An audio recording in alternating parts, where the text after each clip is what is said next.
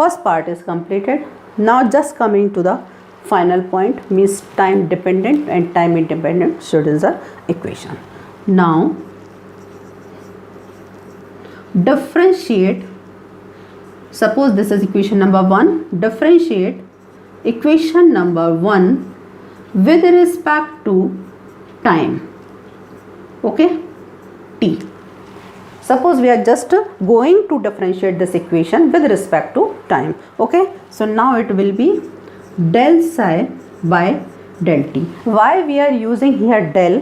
Why we are not using here d? Because we are taking only one dimension, x dimension, and for that y and z dimensions are constant. So we are partially taking one dimension, that's why we cannot write d, we are just using here del, okay. So del psi by del t is equals to, a is the constant as it is, this is e raised to x.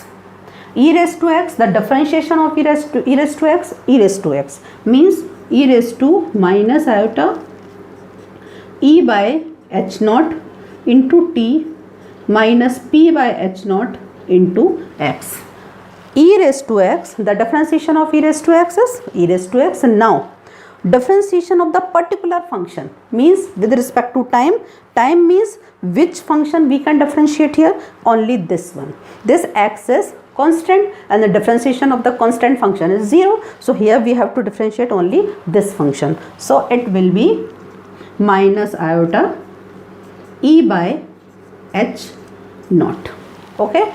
This particular function minus iota e by h naught with respect to t. So that is 1, and here this is constant, so differentiation is 0, okay. Or we can say this is a e raised to I. This one is just like, it is just like a psi xt. So we can substitute this quantity as psi.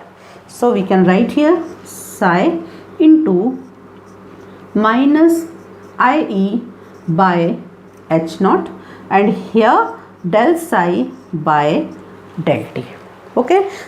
We have just to go to the question. We have to find energy operator, means we have to separate here E operator psi. So